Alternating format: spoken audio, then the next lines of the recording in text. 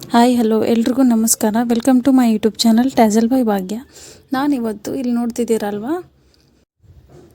ಈ ಹ್ಯಾಂಗಿಂಗ್ ಡಿಸೈನ್ನ ಹೇಗೆ ಮಾಡೋದು ಅಂತ ಇವತ್ತು ವಿಡಿಯೋದಲ್ಲಿ ತೋರಿಸ್ತಾ ಇದ್ದೀನಿ.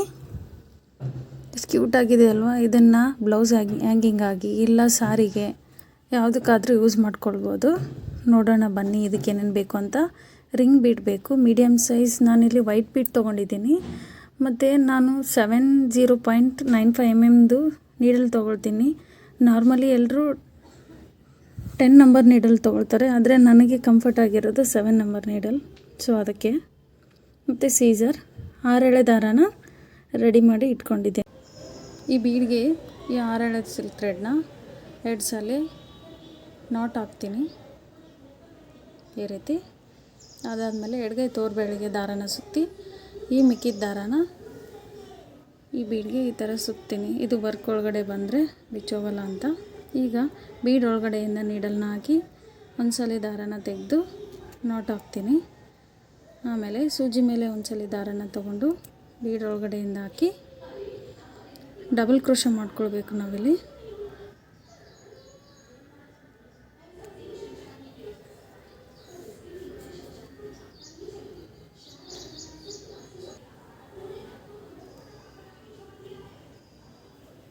ಡಬಲ್ ಕ್ರೋಶನ ಕಂಬ ಅಂತಲೂ ಕರೀತಾರೆ.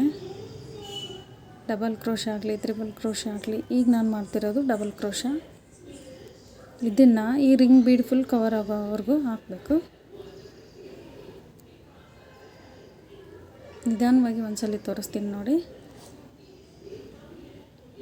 ಸೂಜಿ ಮೇಲೆ ಒಂದ್ಸಲ ದಾರಾನ ತೆಗೆದು ಬೀಡ್ ಒಳಗಡೆಯಿಂದ ಮತ್ತೆ ಒಂದ್ಸಲ ದಾರ ತೆಗೆದು ಎರಡರಲ್ಲಿ ಒಂದು ಈ ರೀತಿ ಈ ರಿಂಗ್ ಬೀಡ್ ಫುಲ್ ಕವರ್ ಆಗೋವರೆಗೂ ಹಾಕಿ.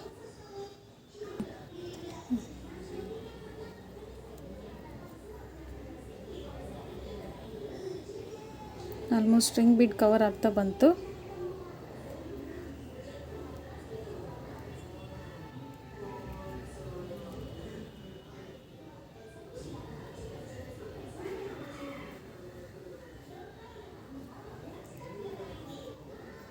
ಈಗ ಕೊನೆಯಲ್ಲಿ ಒಂದು ಸ್ಲಿಪ್ ಸ್ಟಿಚ್ ಹಾಕಬೇಕು.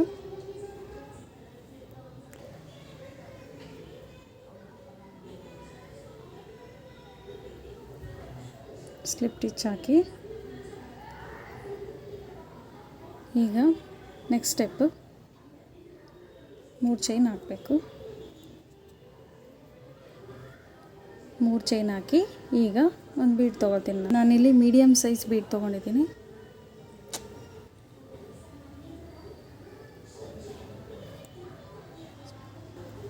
ಸೂಜಿ ಮೇಲೆ ಒಂದ್ಸಲ ದಾರಾನ ತೊಗೊಂಡು ಆಮೇಲೆ ನೆಕ್ಸ್ಟ್ ಒಂದಿಲ್ಲಿ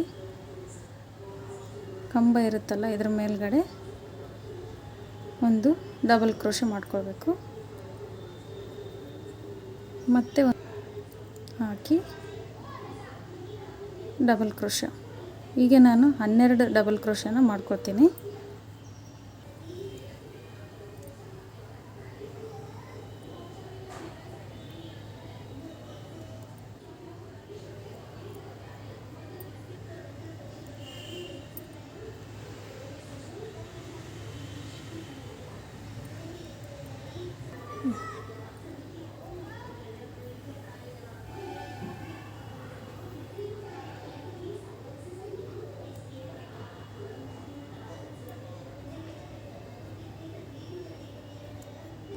ನಾನಿಲ್ಲಿ ವೈಟ್ ಬೀಡ್ ತೊಗೊಂಡಿದ್ದೀನಿ. ನಿಮ್ಮಿಷ್ಟ ಯಾವ್ದು, ಆ್ಯಂಟಿಕ್ ಬೀಡ್ ತೊಗೊಳ್ಳಿ ಇಲ್ಲ ಗೋಲ್ಡನ್ ಬೀಡ್ ತೊಗೊಳ್ಳಿ. ನಿಮ್ಗೆ ಯಾವ್ದು ಇಷ್ಟನೋ, ಯಾವ ಸೈಜ್ ಇಷ್ಟನೋ ಆ ಬೀಡ್ ತೊಗೊಳ್ಳಿ.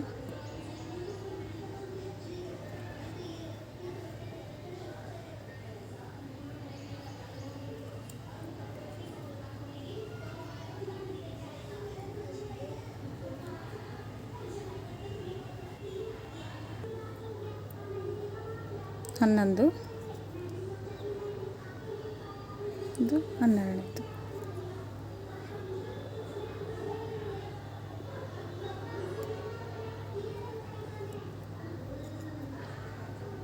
ನೋಡಿ ಈಗ